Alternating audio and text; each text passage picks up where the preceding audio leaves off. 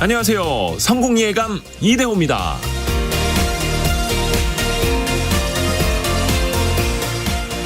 작심삼일에는 과학적인 근거가 있다고 합니다.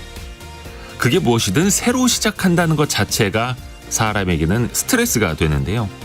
우리의 몸은 생활과 신체가 변화한다는 것 자체를 일종의 스트레스, 자극으로 받아들인다는 겁니다. 이러한 스트레스를 줄이기 위해서 우리 몸의 부신 피질에서 아드레날린과 코르티솔을 분비한다는데요. 일종의 스트레스 방어 호르몬인데 기분이 좋아지고 낯선 변화를 견딜 수 있게 해준다고 하네요. 그런데 이러한 스트레스 방어 호르몬의 지속 시간이 약 3일 정도인데요. 그래서 3일이 지나면 스트레스에 대한 방어력이 약해지는 것이고요. 그래서 그맘때쯤 포기하고 싶어지는 거죠. 작심삼일, 이게 나만 그런 게 아닙니다. 어쩌면 3일 전에 내가 3일 후에 나에게 맞춰놓은 알람일 수도 있고요. 3일 전에 시작했던 아드레날린과 코르티솔의 분비가 약해졌다라는 걸 인정하고 이제 다시 3일 전의 나로 돌아가면 됩니다. 성공예감 이대호입니다. 시작합니다.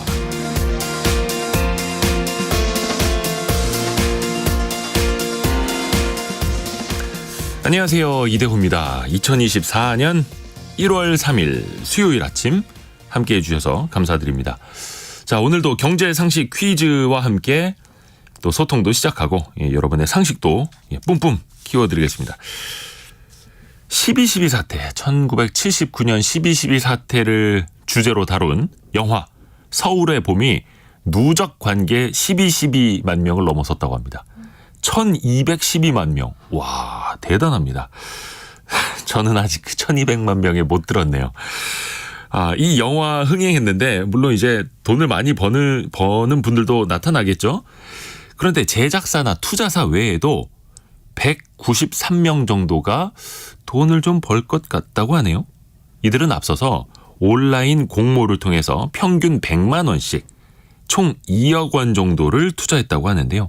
개봉 직전에 투자를 하고 약속한 관객 수와 매출에 따라서 투자금을 좀 배분받을 수 있는 것, 그에 따라서 돈을 벌 수도 있고 아니면 손실을 벌 수도 있는 것을 뭐라고 할까요? 좀 힌트를 드려야겠죠. 역시 힌트 드리기 전에 아직까지 정답이 안 올라오고 있네요. 예, 배성용님 정답은 황정민 아니고요. 소액 투자 아니고요. 조금 비슷하긴 한데 일종의 군중, 구름같이 모여있는 사람들을 대상으로 펀딩을 받는다라는 뜻입니다.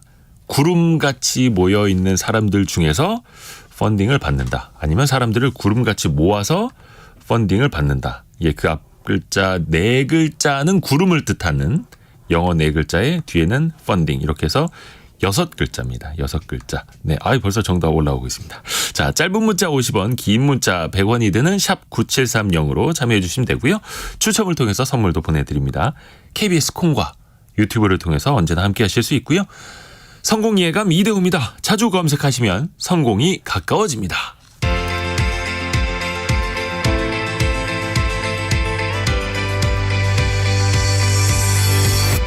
KBS 1라디오 성공예감 이대호입니다. 오늘의 경제 뉴스 정리해드립니다. 동아일보 백상경 기자, 한국경제신문 강영현 기자 함께합니다. 안녕하세요. 안녕하세요. 자, 어떤 소식 준비했는지부터 들어볼까요? 백상경 기자부터요. 네, 코로나 초기에 영세 소상공인들에게 선지급했던 재난지원금 이 환수가 면제된다는 소식 먼저 전해드리겠고요. 다음은 정부가 내년에 시행 예정이었던 금융투자소득세 폐지를 추진하기로 했다는 소식까지 전해드리겠습니다. 네. 자, 이어서 강영현 기자는요. 네, 수도권에서 계약 갱신 예정인 빌라의 60% 이상이 전세 보증에 가입이 불가능한 상태인 것으로 나타났습니다. 이와 함께 분양 물량이 늘어나는 소식까지 전해드리고요. 다음으로 지난해 1월에 도입된 소비기한 표시제도가 올해부터 본격적으로 시행이 되는데 다만 현장 혼란도 여전한 것으로 나타났습니다. 이 소식도 전해드리겠습니다. 네. 자, 백상경 기자에게 먼저 갑니다. 재난지원금을 받았던 소상공인들 조금 한숨을 돌릴 수 있게 됐다고요? 네, 이게 코로나 유행 당시에 1, 2차 재난지원금을 선지급받았던 이 영세 소상공인들 일부가 사실 지금 지원금을 도로 내놔야 할 상황에 좀 처해 있었거든요. 그런데 이에 대한 환수를 하지 않는 것으로 최종 확정이 난 겁니다. 이 환수 문제가 나온 이유가 이 재난지원금 자체가 이제 매출이 떨어졌을 때만 지급한다라고 기존의 법률에 내용이 담겨 있었거든요. 그래서 이제 코로나 초기에 매우 급박한 상황들이 계속되고 있었는데 그래서 사실은 이런 것들을 다 따져가기보다는 재난지원금을 신속하게 지급하는 쪽으로 조금 가닥이 잡혔었고요. 이때 특히 이가 나왔던 게 과세 자료가 없던 이 영세 간이 과세자, 그러니까 연매출 4,800만 원 미만이었던 영세 간이 과세자들에게는 1, 2차 재난지원금을 우선 지급을 하고 국세청의 추후에 과세 신고가 이루어지면 그때 매출 감소 여부를 다시 따져보기로 했습니다. 그래서 이제 매출을 따져가지고 이게 다시 증가했다, 뭐 이렇게 나오면은 지원금을 다시 환수하는 것으로 했고요. 이것 때문에 지원금을 도로 내놔야 할 소상공인들이 57만 명이나 됐습니다. 그리고 환수금 규모도 한 8천억 원 정도가 됐고요. 근데 이 환수 대상들 자체가 영세한 간이과세자인데다가 이런 선지급 결정 자체가 정부가 어떤 착오로 인해서 지급을 했거나 아니면은 뭐 누가 부정 수급을 받아갔거나 이런 케이스하고 좀 다르잖아요. 그러니까 행정청이나 소상공인 어느 쪽에 뭐 책임이 있는 것들이 아니고 네. 결정을 한 것들이기 때문에 이런 것들은 조금 뭐 해소할 필요가 있겠다. 그리고 많은 소상공인들이 지금 고금리나 뭐 물가들 때문에 좀 어려움을 겪고 있는 상황인데 이런 상황에서는 법률 개정을 통해서 좀 환수 면제를 추진하자 이렇게 결론이 났습니다. 그래서 이제 실제로 이렇게 법 통과가 됐고요. 그리고 실제로 환수 면제 여부 그리고 대상 금액 같은 것들은 개정법이 시행되는 9일 이후에 재난지원금 홈페이지를 통해서 확인할 수 있습니다. 그러니까 이제 줬다 뺏는 일을 하지 않겠다라고 이제 정부가 한 거죠. 네. 영세 소상공인 자영업자도 안 그래도 어려운데 그래도 뭐 좀 나아지겠습니다. 네, 그렇지만 여전히 지금 그 소상공인들이나 자영업자분들이 지금 혹독한 좀 겨울들을 좀 보내고 계셔요. 네. 이런 지표들을 좀 살펴볼 수가 있겠는데요. 양경숙 민주당 의원이 중기부를 통해서 확보한 자료인데 이게 지난해 1월부터 11월까지 폐업을 이유로 한 노란우산 공제금 지급액이 1조 1,820억 원이나 나갔습니다. 그러니까 이게 지난해 같은 기간하고 비교를 해보면 한 30% 이상 증가한 숫자고요. 네. 역대 가장 많은 액수에 해당을 합니다. 그러니까 1월부터 11월까지만 딱 따졌는데도 이 실적이 연간 기준으로 봤을 때 역대 최악인 거고요. 그래서 이 기간 동안에 폐업 공제금을 지급한 건수도 처음으로 10만 건을 넘겼습니다. 10만 3천 건 정도가 되는데요. 그래서 이런 것들이 노란 우산 공제금 지급 규모가 이렇게 불어나고 있는 건 그만큼 벼랑 끝으로 몰린 어떤 소상공인 분들이 굉장히 많다라는 의미로 해석을 할 수 있겠습니다. 근데 또 반대로 이제 방금 노란우산 공제금을 받았다라는 거는 그만큼 폐업을 했으니까 네, 이 돈을 네. 받으셨다라는 뜻이잖아요. 네. 정말 한계에 다다라서 대출금조차도 갚지 못하는 자영업자분들도 많아지고 있다고요. 네, 사실 이렇게 대출을 못 갚으시다 보면 폐업으로 이어지고 이런 상황인 거잖아요. 이 전 단계에 계신 이 대출을 못 갚는 자영업자들 분들이 굉장히 많은데요. 이 같은 자료들을 좀 보면은 지난해 1월부터 11월 지역신용보증재단이 소상공인 대신 갚아준 금액. 그러니까 이게 용어로는 대위변제액이라고 하는데 대위변제액이 1조 5천억 원 정도가 됐습니다. 이게 지난해 같은 기간보다는 250% 정도 증가를 한 거고요. 그러니까 소상공인들이 또 이제 아예 대출을 상환하지 못해서 사고액으로 잡히는 금액도 지난해 11월까지 한 2조 원을 넘어섰습니다. 이것도 1년 전보다 170% 정도 늘어난 거고요. 이게 사실은 2008년 그 글로벌 금융위기 이후에 이제 계속 부실이 가중되면서 이게 극에 달했다라고 했던 2012년보다도 지금 지표나 상황들이 좀 안 좋다라는 분석들이 많이 나오고 있습니다. 그리고 또 실제로 이런 분들이 갚아야 할 빚도 계속 쌓이는 추세고요. 한국은행이 이제 지난달 말 발표한 지난해 3분기 말 자영업자 대출 잔액이 있는데요. 이게 1,052조. 잠시만요. 숫자가 네. 잘못 적혀 있네요. 네. 또 정확하셔라. 꼼꼼하셔라. 네. 네, 요건 숫자를 다시 한번 네, 한번 말씀드리겠습니다. 확인해 주시고요. 네, 굉장히 이것도 굉장히 많았고요. 1년 새에 38조 5천억 정도가 많이 늘어났어요. 네. 사실 이만큼 어렵다라는 말씀을 드리겠습니다. 네. 그렇습니다. 자영업자 대출 잔액도 늘고 있고 그 중에서 못 갚는 분들도 늘고 있고 못 갚아서 보증재단이 대신 갚아주는 돈도 늘어나고 있고 좀 이 반대로 좀 갔으면 좋겠습니다. 자, 강영현 기자에게 갑니다. 전세 보증에 가입할 수 없는 세입자가 더 늘 수도 있다고? 이거 안 좋은 소식이잖아요. 네, 부동산 중개업체인 집토스의 비교 분석한 결과에 따른 건데요. 여기서 보면은 이제 2022년에 체결된 연립 다세대 전세 계약의 66%가 동일 금액으로 올해 이제 계약을 갱신할 경우에 전세금 반환 보증에 가입하지 못하는 것으로 나타났습니다. 올해부터 변경되는 전세 보증 가입 요건이 담보 인정 비율 90%인데 이거를 초과하기 때문인데요. 그나마도 이것은 이제 근저당권 같은 이제 선순위 담보 채권이 아예 없는 것을 가정한 수치거든요. 네. 그러니까 전세보증보험 가입이 불가능한 주택이 이거보다 더 많을 것이라는 게 시장 전망입니다. 허그가 이제 전세보증금 반환보증 상품을 가입을 시켜주는데 이때의 기준이 그 공동주택 가격의 140%를 기준으로 주택 가격을 산정하고 여기에 담보인정 비율을 곱해서 이보다 낮은 보증금에 한해서만 가입을 승인해 주거든요. 근데 올해는 갱신 계약을 할 때 올해부터 이게 90%로 가입 요건이 강화가 됐습니다. 그러니까 예를 들어서 매매 가격이 1억 원인 빌라에 전세를 들어갔을 때 이전까지는 1억까지도 가입이 됐거든요. 근데 이제는 9천만 원을 넘기면은 보증이 거절되는 겁니다. 이게 아무래도 좀 전세 금액이 매매 가격보다 좀 높았던 네, 곳에서 맞습니다. 문제가 많이 될 텐데 수도권 쪽이 그럴까요? 네, 서울 경기가 60%대 그리고 인천 같은 경우에는 80% 이상이 만기 예정인 빌라 전세 계약이 기존 전세금으로는 전세 보증에 가입이 불가능할 것으로 분석이 됐습니다. 불가 계약건의 비율이 지역별로 큰 차이를 보이고 있는데요. 그래서 향후 전세 보증금 미반환 사례가 특정 지역에 집중될 수도 있다라는 분석이 나옵니다. 그래서 올해 이제 전세 계약이 만기를 맞는 임대인들은 공동주택 가격을 확인하시고 그리고 전세보증 가입 요건에 맞게 전세가를 낮추거나 반전세로 전환하는 것이 낫다고 전문가들은 조언을 해주고 있습니다. 또 한편에서는 부동산 분양 물량이 늘고 있어요?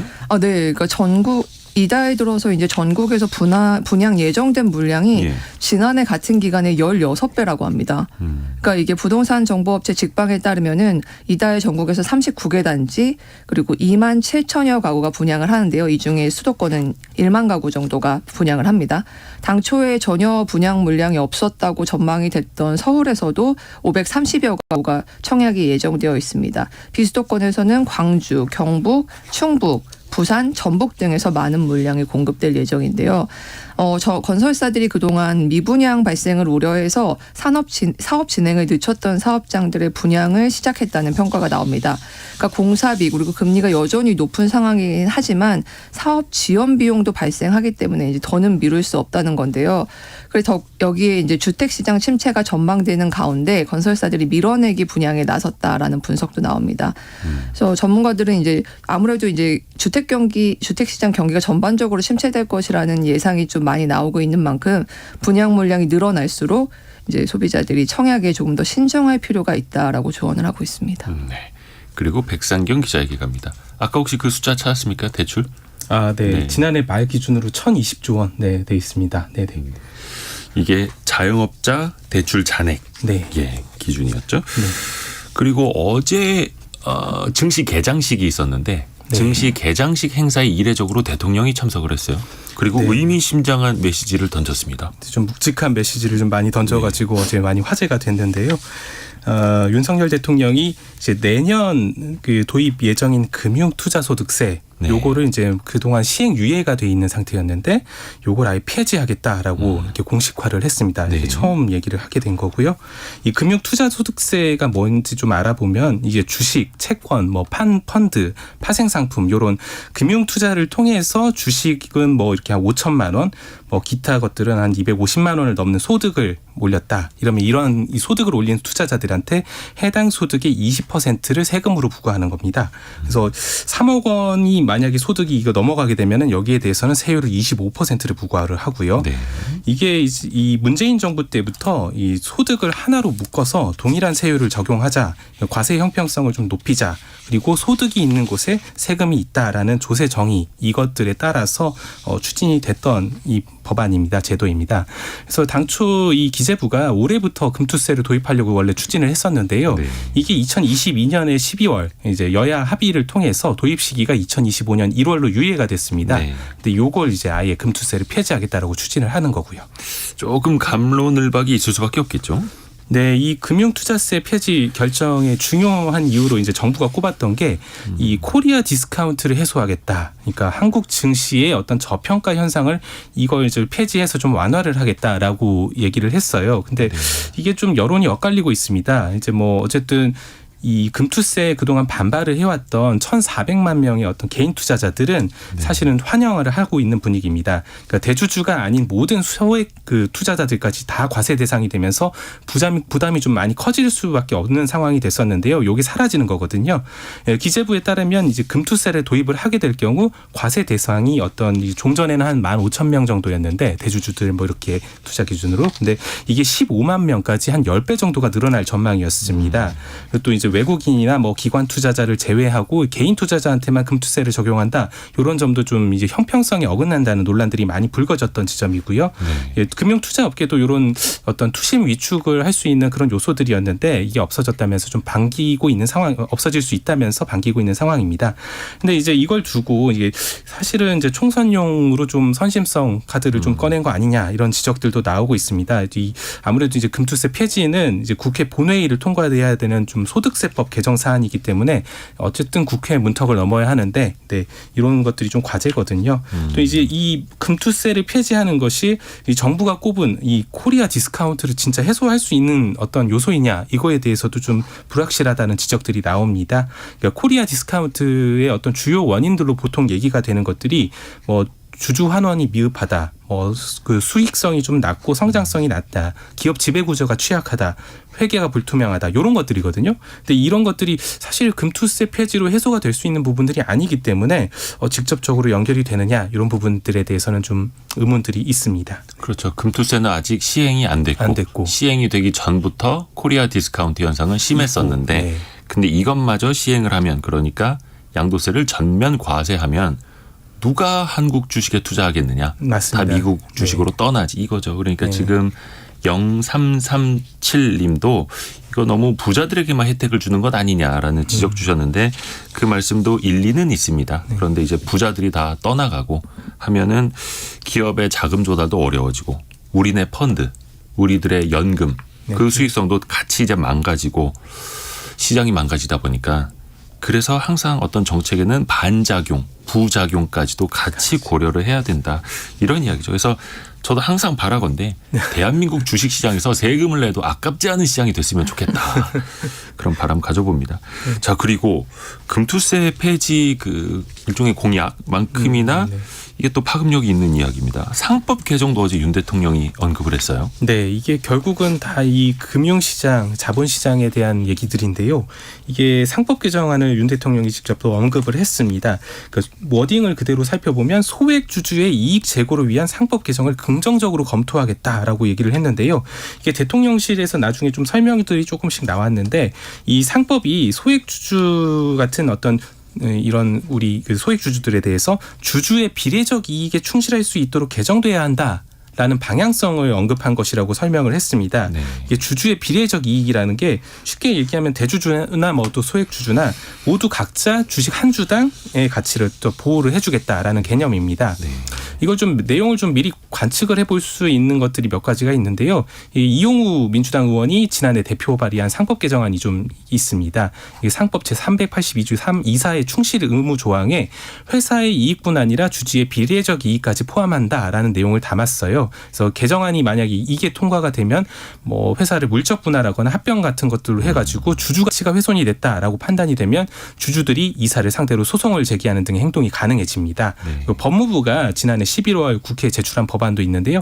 여기도 이제 전자주주총회를 도입하고 비상장사 물적 분할 반대 주주에게 상장사의 경우와 마찬가지로 주식 매수 청구권을 부여하는 등의 내용이 담겨 있습니다. 이런 여러 가지 내용을 두고 논의가 좀 이루어질 것으로 보입니다. 네. 그러니까 상장 회사의 이사들이 네. 자꾸 그냥 회장님만을 위한 경영. 오너 예, 회장님 위해서 아들 딸들을 하는, 네. 위한 경영을 할 게 아니라 모든 주주를 위한 경영을 할 수 있게끔 그 토대를 좀 바꿔야 된다. 그러니까 사실 이게 너무나 당연한 건데 늦긴 늦었습니다. 지금이라도 좀 추진을 네. 해야 되겠고 요 상법 개정 382조 3항 이사의 충실 의무는 요거는 이제 민주당에서 먼저 발의를 하긴 했습니다만 네. 한동훈 당시 법무부 장관도 긍정적으로 검토하겠다 했고 네. 이번에 윤 대통령도 긍정적으로 검토하겠다 해서 이제 뭔가 좀 될 것 같습니다. 예, 분위기가 좀 나오는 것 같습니다. 자, 강영현 기자에게 갑니다. 사실 우리가 소비 기한이라는 말보다 유통 기한이라는 게 되게 익숙하잖아요. 네. 근데 이거를 유통 기한이 아니라 소비 기한으로 바꾸자라고 제도가 바뀌었는데 네. 이게 좀 잘 되나요? 어떻게 되고 하고 있습니까? 일단 유통기한이랑 소비기한이 각각 뭔지 간단하게 설명부터 드리면 유통기한은 말 그대로 제조일로부터 유통 그리고 판매가 허용된 기간입니다. 소비기한은 식품을 먹어도 되는 기한인데요. 유통기한이 이제 식품을 팔아도 되는 기한이라면 이제 유통기한이 지났더라도 소비기한이 아직 지나지 않았다면은 그 음식 제품을 섭취해도 문제가 없습니다. 그런데 보통 저희도 집에서 유통기한이 지난 제품은 먹지 않고 버리는 경우가 많잖아요. 아무래도 그래서 식품 폐기물 증가를 유발한다는 지적이 있었습니다. 그래서 유통기한이 소비자들로 하여금 제품의 상태를 오인하게 한다는 건데요. 그래서 이 소비기한 제도라는 게 도입이 된 겁니다. 그래서 예를 들어서 이제 식품의약품안전처가 공개한 소비기한 잠정치에 따르면은 네. 커피랑 막걸리의 유통기한 같은 경우에는 최대 90일인데 소비기한은 각각 149일, 160일입니다. 그리고 과자도 유통기한은 최대 180일인데 소비기한은 최대 333일. 그러니까 거의 10달 넘게 소비할 수 있다는 거죠. 근데 다만 일부 적용이 제외되거나 유예되는 제품도 있는데 예를 들어서 변질되기 쉬운 우유 같은 냉장 보관 제품이 대표적입니다. 이 제품들은 2030년까지 소비기한 적용을 유예하기로 했습니다. 그리고 아울러 계도 기간이 끝나기 전인 지난해 제조된 제품은 판매할 수가 있는데 네, 그런 상황입니다, 지금. 근데 이게 결국은 식품업체들이 포장할 때 거기에다 날짜, 이 숫자를 바꿔 써야 되는 거잖아요. 네네. 유통기한이 얼마였는데 이제 소비기한은 언제까지 더 길어진다. 실제로 그렇게 하고 있나요? 일단 제조업체들이 하긴 해야 됩니다. 왜냐하면 이제 계도 기간이 끝났기 때문에. 네. 그래서 유통기한 표시하고 밑에 이제 소비기한을 표시하는데 문제는 대다수의 품목이 이 두 개 사이에 변화가 없는 것으로 나타났습니다. 그러니까 예를 들어 한 라면 회사는 라면 유통기한이 6개월인데 소비기한도 그대로 6개월인 겁니다. 그런 식으로 이제 또 다른 업체도 이제 스파게티 소스나 짜장들도 여전히 유통기한과 동일하게 표시를 한 거죠. 왜 소비기한은 더 길어지는데, 길 수 있는데? 네, 그렇습니다. 그러니까 소비자의 이제 혼란을 줄이겠다고 계도 기간까지 뒀지만 현장에서는 유통기한 그리고 소비기한 간에 큰 차이가 없이 운영이 되고 있는 겁니다. 그대로 표기를 하고 있다. 왜 그럴까요? 가장 큰 이유는 소비자 분쟁 가능성인데요. 식품 같은 경우는 이제 소비자의 보관 상태에 따라서 품질 유지 기간이 크게 달라질 수가 있는데 만약에 문제가 생기면 제조사가 모든 책임을 져야 하거든요. 지금 같은 상황에서는. 그래서 소비기한을 적용해도 제조사 입장에서는 굉장히 보수적으로 잡을 수밖에 없다는 겁니다. 그리고 또 소비기한을 바꾸면서 드는 비용 역시 문제인데 적절한 소비기한을 찾기 위해서 연구 개발을 또 해야 하고 또 포장지에 기입하는 내용을 모두 바꾸는 것 역시 다 제조사 입장에서는 비용이기 때문인데요. 정부가 계도 기간을 주기는 했지만 기업 입장에서는 이제 소비기한을 계산해서 표기를 바꾸는데 시간이 걸릴 수밖에 없다라는 입장입니다. 그리고 또 유통기한에 친숙해진 소비자들의 인식을 바꾸는 게 급선무라는 지적도 나오는데요. 기업이 유통기한을 소비기한으로 바꾸고 기간을 아무리 늘려도 제도가 현장에 바로 안착되지는 어렵다는 겁니다. 그래서 소비기한은 안 지났지만 유통기한을 지난 식품을 바로 먹는 것에 대해서 거리낌을 느끼는 사람이 아직 많다는 설명입니다. 그러게요. 그러니까 식품 제조회사들 입장에서 그냥 보수적으로 문제 생기지 않게끔 네. 그렇게 또 한다라는 거고. 그래서 이제 보관하는데 굉장히 좀 중요하고 그 사이에서 문제가 많이 생기기 때문에 식품회사들은 몸을 또 사릴 수밖에 없는 거고요. 2817님이 강영현 기자님, 세상에나 제 이름도 강영현이에요. 여자 이름으로 동명인 사람은 처음 찾았다고 하셨는데 강영연입니다. 연 기자입니다. 강영연입니다. 우리 강영현님은 여자 이름 동명이인을 이제 다시 찾으셔야 되겠네요. 한국경제신문 강영연 기자 그리고 동아일보 백상경 기자 함께했습니다. 고맙습니다. 감사합니다.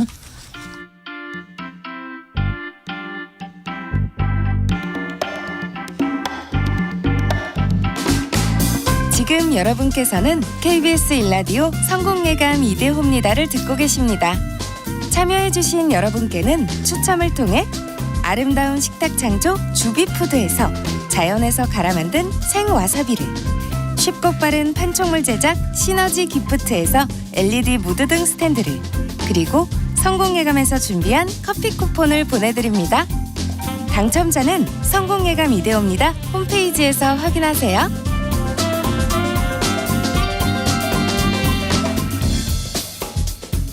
경제상식 퀴즈 한 번 더 내드리겠습니다.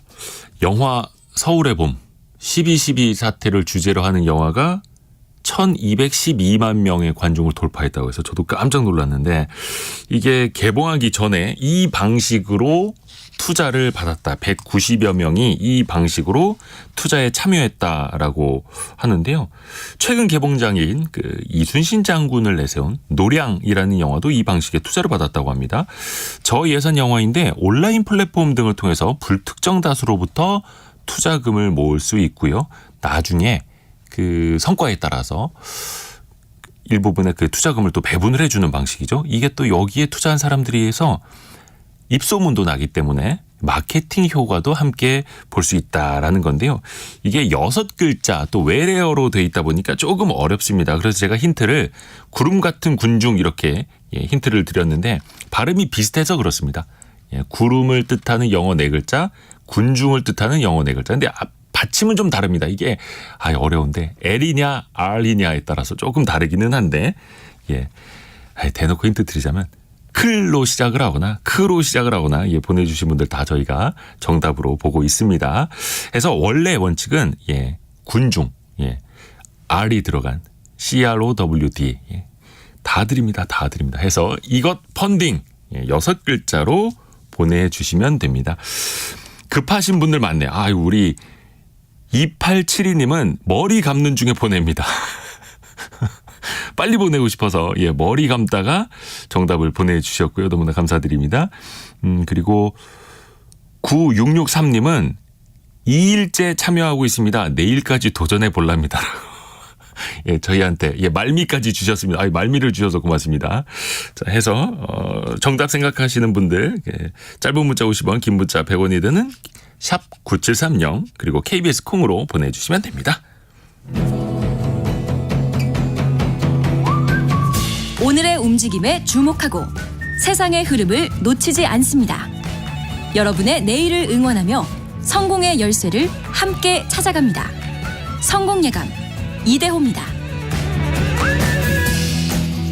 좀 전에 2872님이 그 머리 감다가 경제상식 퀴즈 정답 보내신다고 하셨는데 이 새해가 되면은 묵은 때를 벗겨내기 위해서 목욕탕 찾는 분들이 많았죠.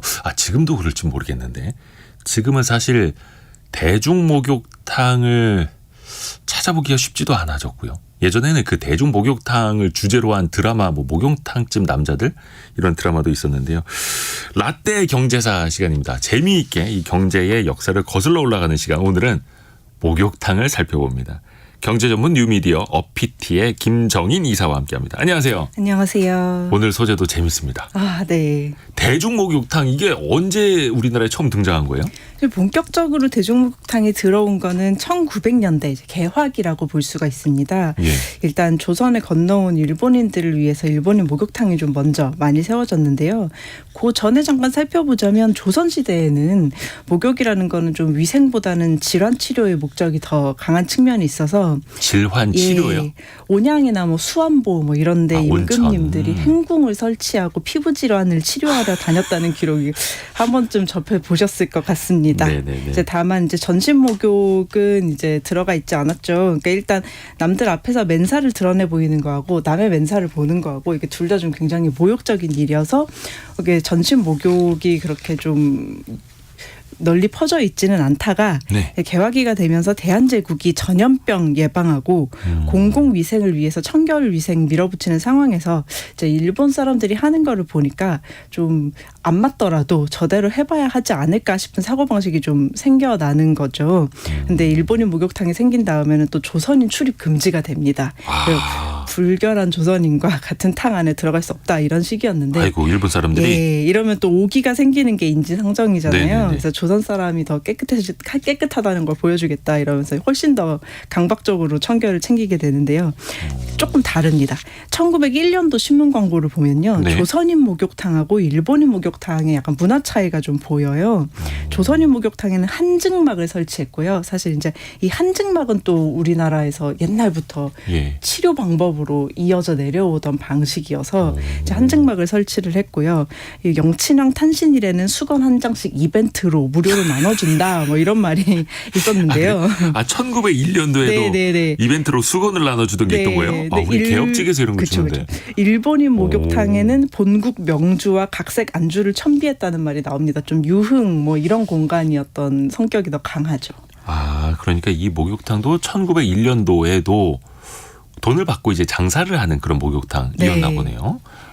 처음 생길 때부터 목욕탕에 인기가 좋았을까요? 좀 낯설지 않았을까요? 아, 굉장히 좋았습니다. 그래서 뭐 원래도 좋았지만 그래도 좀 목욕 요금이 사실은 그렇게 저렴하지는 않아서 네. 그래도 이제 굉장히 좀 좋았죠. 럭셔리로. 그래서 1920년대부터 목욕탕은 본격적인 사업, 완전히 잘 나가는 비즈니스가 되는데요. 그러니까 집집마다 상하수도가 완비되고 보일러 난방까지 본격화된 거는 1990년대, 80년대 말 90년대 초 이렇거든요. 네. 이때까지 목욕탕의 전성기가 아주 길었습니다. 다만 이제 1960년대 이전 이후로 약간 양상이 달라지고 1980년대 이전 이후로 좀 양상이 달라지는 면은 있습니다. 1960년대 이전에는 모두가 선망은 하는데 아무나 막 갈 수는 아무 때나 갈 수는 없었고요. 예. 중상류층은 자주 누리고 서민들은 이제 뭐 특별한 날, 본처럼 새해에 뭐 반드시 가야 한다 이런 존재였고 1960년대부터 80년대까지는 조금씩 생활 필수품으로 자리 잡아가는 모습을 볼 수 있습니다. 야 이게 시기에 따라서 목욕탕도 이제 변화가 있었던 건데 그 모습 조금 더 구체적으로 살펴볼까요? 1920, 30년대 그러니까 대중목욕탕의 초반 네. 내는 어떤 모습이었습니까? 그러니까 1920년대의 목욕탕이 얼마나 괜찮은 좀 복리후생으로 여겨졌냐 하면 네. 이제 마산의 공장에서 노동조합 활동을 하시던 분들이 파업을 했어요. 근데 네. 파업을 하면서 내건 조건이 목욕탕 설치입니다. 오, 회사에 목욕탕을 설치하겠다. 네. 그런데 이 회사가 특이한 게 아니라 당시 언론을 살펴보면요. 회사에서 기본적인 위생을 지킬 수 있어야 한다고 주장하는 이게 공익이다. 이렇게 주장하는 보도가 굉장히 많아요. 1920년대. 네. 근데 물론 이제 가정집에서 편하게 씻기가 어렵고 공공위생이 막 자리 잡아가던 시기라는 특수성은 좀 있죠. 그래서 1926년 당시 조선일보를 보면요. 이런 기사가 나옵니다. 우리나라 사람처럼 목욕하기를 좋아하지 않는 이도 드물다. 뭐 목욕을 해야겠다는 생각이 발달하지 못한 것도 있지만 동네마다 목욕탕이 있지 못한 탓이 좀 근본적인 문제다. 그렇죠. 있어야지 가죠. 뭐 부인들이 목욕을 한번 가려면 벼르고 별러서 애를 업히고 안기고 전차를 타고 걷고 해야 하다 보니 추운 겨울에 목욕을 나갈 용기가 생기지 않는다. 이런 내용이 있는데 그게 1926년. 네. 근데 이 기사 제목이 가정 위생에 대하여예요. 이제 목욕하고 위생관념이 결합되는 모습이 보이시죠? 네. 네. 그다음에 1930년대로 넘어가면 예. 목욕비로 장작을 들고 갔다는 기록이 있습니다. 이제 장작을 들고 목욕하러 가요? 네, 나무로 데웠거든요. 그래서 목욕탕 가면 지금도 뭐 유황탕, 장미탕, 아로마탕 이런 각종 예, 탕이 예. 있잖아요. 이 탕에 뭔가 제품을 타서 비즈니스 차별화 포인트로 삼는 거는 1910년대부터 이미 시작을 합니다. 시작을 해서 뭐 인삼탕이 굉장히 인기였다는 기록이 있어요. 인삼탕까지 몸에 네. 좋은 거 다 넣어서. 그렇죠. 이제 1940년대, 50년대 가면 석탄을 사용하면서 예. 석탄 공급에 차질이 생기면 가장 먼저 걱정되는 업종이 목욕탕. 이거 필수품인데 목욕탕에서 온수 안 나오면 어떡하냐. 불 떼야 되는데. 예, 이런 기사가 가장 먼저 나오곤 했습니다. 20, 30년대에도 이렇게 목욕탕이 있었고 재미난 모습이네요. 한 60년대 되면서 모습이 좀 많이 바뀐다고요. 네, 이제 우리나라 고도 성장이 막 시작이 되던 시기잖아요. 네. 도시화가 되고 산업화가 되면서 목욕탕이 대중탕이 말 그대로 번성을 하기 시작합니다. 이제 이미 사람들이 목욕탕 문화에 익숙했고요. 돈과 시간이 있는 한 자주 가고 싶어 했죠. 그리고 정부도 계속해서 공중위생을 개선해 나가기 때문에 네. 동네마다 하나씩 생깁니다. 1960년대부터 동네마다 하나씩 생겨나기 시작했다. 네. 그때부터 정말 대중화가 됐을 텐데 네네네. 당시의 목욕비는 얼마였습니까? 저렴하다고 보기는 조금 힘들었어요. 그리고 그 물가에 따라서 굉장히 좀 가파르게 올랐고요. 1963년을 보면 목욕요금이 20원 정도 했고 네. 1968년에는 60원 정도였는데 짜장면 한 그릇이 당시에 50원이었습니다. 네, 짜장면이 굉장히 특별한 음식이었던 걸 생각하면 약간 좀 부담스러운 가격이죠. 이제 연말 연시에 서민으로서는 누릴 수 있는 어떤 의식 같은 거였고요. 근데 목욕탕이 계속 늘어나고 각 시장 경쟁이 붙으니까 가격이 좀 내려가기 시작하고요. 그래서 목욕 소비자들은 이제 좀 신이 나게 됩니다. 근데 1963년 기준으로는 목욕 요금이 20원, 68년에는 60원. 네. 5230님이 1월 1일에 목욕탕 다녀오셨다고. 근데 예전에는 목욕탕 가격이 5,000원이었는데 벌써 8,000원이라고 알려주셨습니다. 3시간 동안 열심히 때를 밀었고 한 1kg이 빠지셨다고. 예, 5230님. 이제 이거 축하드려야 되는 거죠? 자, 그런데 가격을 조금 내려야 더 대중화가 될 것 같은데 또 많이 퍼져야 되는 거고요. 목욕탕 프랜차이즈까지 생겼어요, 옛날에? 네, 그래서 1970년대 마산에서는 목욕탕을 운영해가지고 재벌이 된 목욕탕 재벌도 있었다 그래요. 우와. 이제 미국 장사를 하다가 이제 목욕탕이 잘 되니까 1960년대 말에 마산 성호동에 성호탕을 세웠고요. 마산에. 네, 1980년대가 되면 그 목욕탕이 좀 프랜차이즈 개념이 돼서 5개가 더 생겼다고 합니다. 그래서 얼마나 이제 이런 식으로 번성을 했냐면 부산에는 1980년대 초에 목욕탕이 약 400개가 있었는데요. 네네. 10년 후인 1990년대 초에는 1,000개가 넘어서요. 10년 만에 3배 가까이 늘어났고요. 서울에서는 1970년대에 이미 인구 8,000명당 목욕탕 1개가 있을 정도로 필수적이었다고 합니다. 계속 늘어났고요. 진짜 옛날에는 지역에서 목욕탕 하시는 분들이 부자였어요. 저 어릴 적에 동네도 90년대에 친구네가 목욕탕을 했는데 그 동네 제일 부자였습니다. 근데 이제 목욕탕이 일자리도 많이 창출하지 않았습니까? 때를 네. 밀어주는 세신사, 또 그 안에 이발소도 있었고 구두 닦아주시는 분들도 있고 목욕탕 일자리도 그때부터 많이 늘었다고 볼 수 있나요?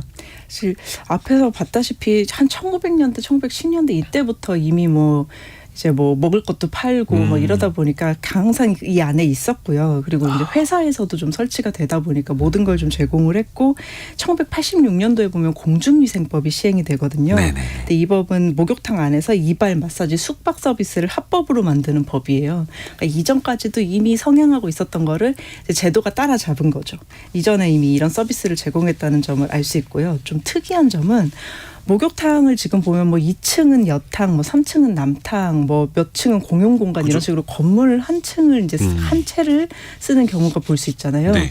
이렇게 건축부터 이렇게 설계를 하는 거는 1970년대에 이미 등장을 했다고 합니다. 70년대부터. 네, 근데 이제 1990년대 중후반 넘어서면서 목욕은 집에서 너무 편하게 할 수 있다 보니까 네. 이런 목욕탕의 서비스적 성격이 더 강해집니다.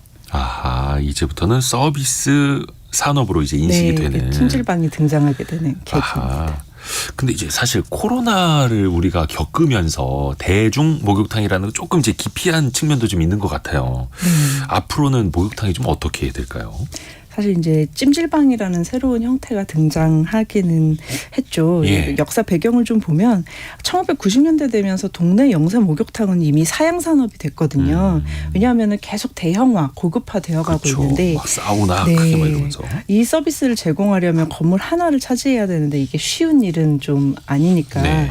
그리고 이제 처음에는 대중목욕탕 공급 이유가 공중위생 지키려고 한 거였는데 이제는 대중목욕탕이 공중위생을 좀 위협하는 요소로 여겨지기도 해서요. 그리고 요즘 세대는 또 다른 세대한테 다른 사람한테 또 알몸을 보이는 거를 좀 꺼려하는 문화가 100년을 돌아서 다시 돌아왔다는 문화적 분석도 좀 보이더라고요. 그러다가 팬데믹까지 터지면서 대중목욕탕이 거의 문을 닫게 되었는데 그래도 우리 사회에 여전히 제대로 된 욕실이 없는 곳에 거주하시는 취약 취직한 분들이 계시기 때문에 재정을 들여 좀 유지하고 있는 부분이 있습니다. 네. 근데 이제 서비스적으로 진화가 된 찜질방은 물론 어려운 시기는 겪었지만 계속해서 좀 발전하면서 이어지지 않을까 싶어요. 왜냐하면 이미 우리나라 대표 문화상품으로 꼽히게 된 측면이 있어서 뭐 유학생이라든가 관광객 조사를 하면 항상 이제 2, 3위 찜질방 방문을 좀 꼽더라고요. 우리나라 와가지고 좀 겪어보고 싶은 우리나라의 문화로. 그래서 이미 해외로 수출까지 좀 되고 있어서 아하. 개인적으로는 수출된 찜질방이 또 현지의 특색과 요구에 맞춰서 진화하는 모습이 굉장히 궁금합니다. 왜냐하면 우리도 찜질방이라고 해서 이런 서비스를 제공을 하는 게 당장 이제 갑자기 서비스가 막 생겨난 게 아니라 100년 전부터 찜질방에서 먹을 것도 찜질방에 한증막이 대중목욕탕에 먹을 게 있고 대중목욕탕에 뭐 수건도 주고 한증막도 있고 하던 게 조금 더 시간이 지날수록 업그레이드가 되면서 여기까지 오는 모습을 볼 수가 있어서 네, 너무 궁금합니다. 수출된 모습. 뭐 코리안 스파 이러면서 이제 외국 사람들도 신기해하고요. 네. 하선영님은 어렸을 때 목욕탕 가서 끝나면 짜장면 먹었었다고. 그런 추억들이 있지 않습니까? 다 목욕탕 가서 요구르트 먹고 무슨 특정 이제 무슨 맛 우유 이런 거 먹고 하는 그런 추억들. 항상 일요일 아침 때 초등학교 때는 일요일 아침에 친구들이랑 같이 목욕탕 가는 날이었는데 정확히 말하면 목욕탕 가서 수영하는 날. 저마다의 대중목욕탕에 대한 이제 추억들이 있으실 것 같습니다. 잠시 그 옛날로 떠나가보는 시간여행 시간이었습니다. 라떼 경제사 어피티의 김정인 이사와 함께했습니다. 고맙습니다. 감사합니다. 라디오 정보센터 다녀오겠습니다.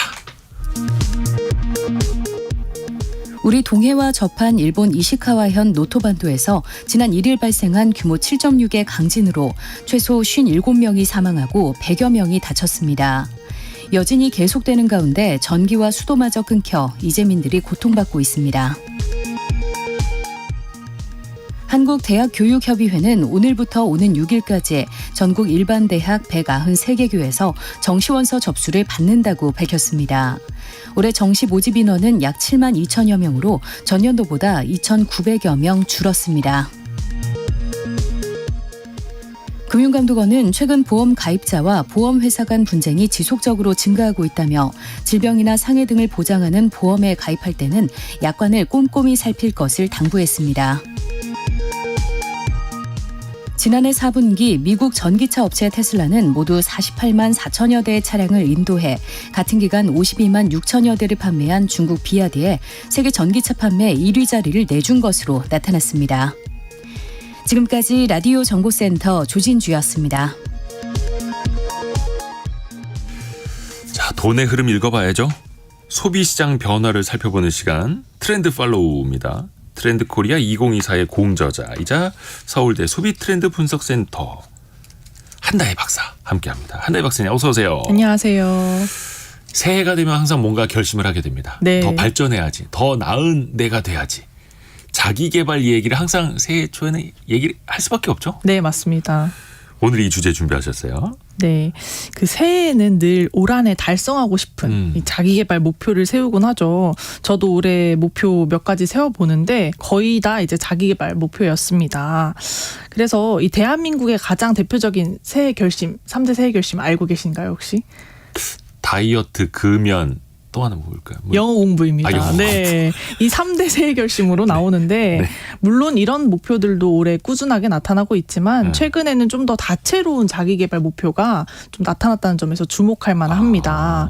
이 자기개발이라는 단어의 의미가 잠재되어 있는 자신의 재능이나 마음 따위를 일깨우는 일이라고 하고 있거든요. 그래서 방식이 다양할 수가 있습니다. 연초에 새해 목표를 한참 동안 고민하고 적어보는 시간을 가지시는 분들이 많아지면서 이 새해 결심이 좀 더 다채로워지고 있고 다양한 자기개발 목표들이 등장하는 양상으로 나타나고 있습니다. 이걸 그러면 트렌드적으로 살펴보면 네. 자기개발과 관련해서 어떤 뭐 현상이랄 게 있습니까? 네, 맞습니다. 먼저 첫째는 취미로 달성하는 자기개발이 굉장히 두드러지게 나타나고 있어요. 우선은 취미부터. 네. 특정한 취미를 좀 깊이 즐기는 것을 우리가 디깅이라고 하는데 이 디깅 트렌드가 전 세대적으로 확장이 되면서 내가 좋아하는 취미는 무엇일까? 이런 것들에 관심이 전보다 많아지고 계시거든요. 네. 그래서 이 행복한 새해를 맞이하기 위해서 올해 나는 취미를 한번 찾아보겠어 하는 분들이 많아지고 계시는 거죠. 때문에 이 지역 도서관들의 움직임이 심상치 않습니다. 복합문화 공간으로서 그 역할을 확장하면서 예술문화 강좌를 진행하는 경우가 굉장히 많아지고 있어요. 예를 들면 한 달 동안 민화 그리기 하는 이런 클래스도 등장을 하고 있고요. 또 한국화 그리기, 뭐 캘리그라피 교실 이런 다양한 강좌를 실시하고 있는데 특정 지역의 경우에는 1분 만에 수강 신청이 마감될 정도로 굉장히 큰 인기를 끌고 있다는 아무래도 그런 무료 아니면 거의 저렴하게 그쵸, 이용할 수 그쵸. 있으니까. 네, 맞습니다. 그런 현상이 나타나고 있고요. 또 산업에서도 이런 분위기에 따라서 변화가 나타나는데 최근에 대형마트나 백화점이 운영하는 이 문화센터가 또 인기를 많이 끌고 있어요.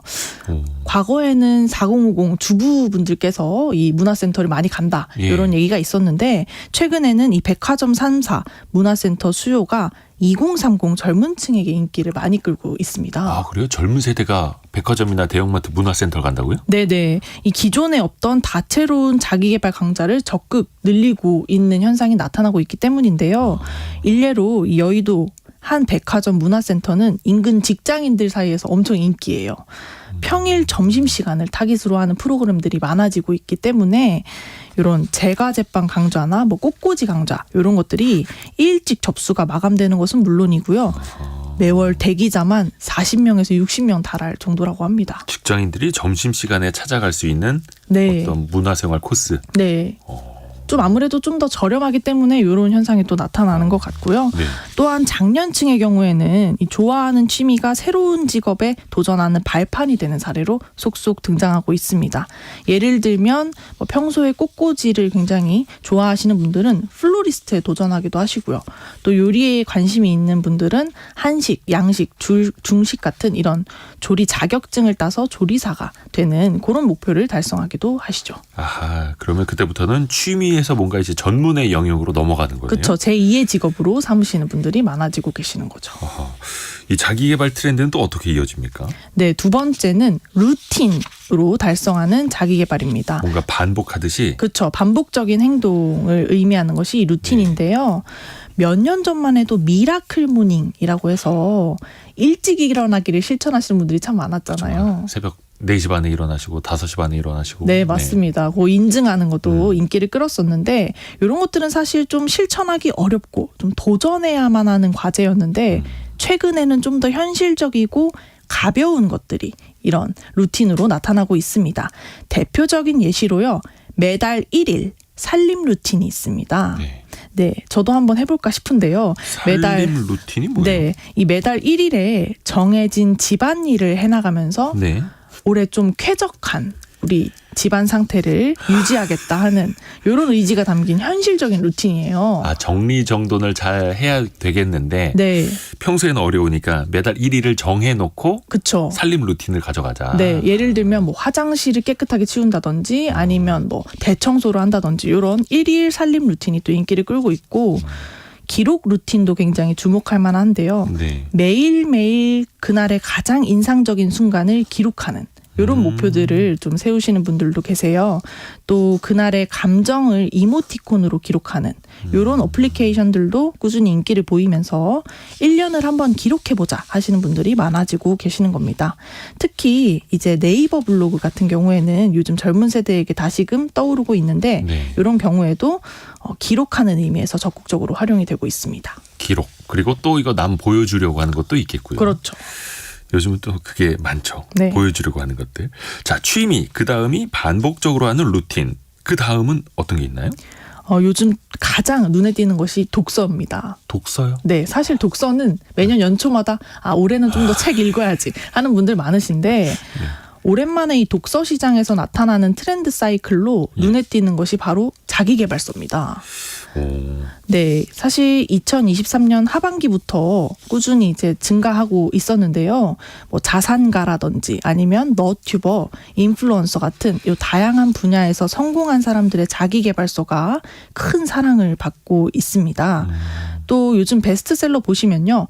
마음의 위기를 다스리는 철학책, 아니면 뭐 집중력 높이는 책, 아니면 나의 내면을 들여다보는 이 심리학 책 등이 굉장히 인기를 끌고 있는데 이런 것들 다 자기계발서의 일종으로 요 자기계발서가 큰 인기를 끌고 있는 것도 주목할 만한 특징입니다. 결국 이게 다 나를 위한 투자. 네, 내가 그쵸. 성장해 나가는 어떤 발판이 되는 거고요. 네. 나에게 어떤 계속 긍정적인 먹이를 먹이는 거죠. 그렇죠, 그렇죠. 네. 그러면서 당연히 이 관련 산업도 클 수밖에 없겠죠. 맞습니다. 최근 떠오르는 것이 독서 모임이에요. 혼자라면 사실 작심삼일로 끝날 법한 이 독서가 좀 동기를 부여하기 위해서 모임으로 활발하게 진행되고 있는데요. 단순히 책을 읽는 것을 넘어서 서로 느낀 점을 말하고 대화를 이어나간다는 점에서 최근에 인기를 끌면서 관련 어플리케이션 서비스도 꾸준히 성장을 하고 있습니다. 이와 더불어서 오디오북 수요도 꾸준히 증가를 하고 있습니다. 뭐 출퇴근길에 한 20분 정도 들을 수 있는 이런 맞아요. 오디오북 서비스가 큰 인기를 끌면서 매년 꾸준히 성장하는 추이를 보이고 있는데 특히 연말 연초에 많은 분들이 오디오북 서비스를 가입하십니다. 이것도 연말 연초에. 네. 근데 반대로 항상 새해 소망이라든지 결심은 이거 해야지잖아요. 그렇죠. 근데 이거 하지 말아야지 이런 것도 있을까요? 물론 네. 금연도 여기에 포함이 되겠습니다만. 네, 맞습니다. 하지 말아야겠다 하는 이런 자기 개발도 나타나고 있는데 가장 핵심은 디지털 금식이에요. 디지털 금식이요? 네.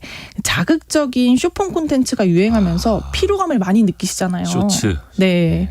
그래서 이 디지털 금식에 대한 언급량이 꾸준하게 증가하고 있는 것을 제가 확인을 했습니다.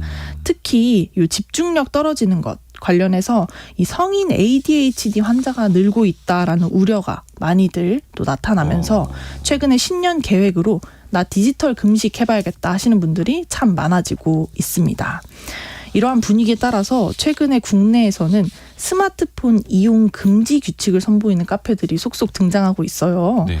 제가 굉장히 인상 깊게 본 사례인데 서울 강남의 한 북카페에서 카페 초입에 이 스마트폰을 반납하게 하는 거예요. 아예 들어갈 때 네, 들어갈 때 반납하게 끼고 들어가세요? 그렇죠, 그렇죠. 그래서 독서에만 몰입하게 해서 온라인상에서 엄청나게 화제가 됐습니다. 오히려 인기가 있다는 거예요? 네, 인기가 있죠.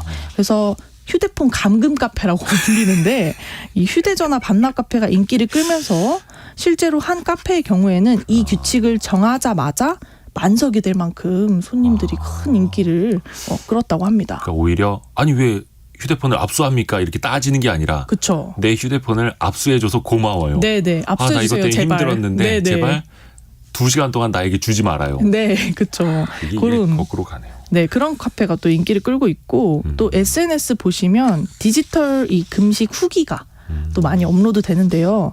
요즘에 디지털 금식 여행도 인기를 끌고 있어요. 그래서 요것을 했더니 너무 좋더라. 나를 다시 깨닫게 됐다. 나를 찾았다 하는 분들이 많아지면서 이런 분위기도 형성이 되고 있습니다. 해야 할 것, 하지 말아야 할 것 좀 확실히 해보시자고요. 자, 서울대 소비트렌드 분석센터 한다혜 연구위원이었습니다. 고맙습니다. 감사합니다. 저희 2부에는 미래생활사전으로 돌아옵니다. 10시 5분에 뵙죠.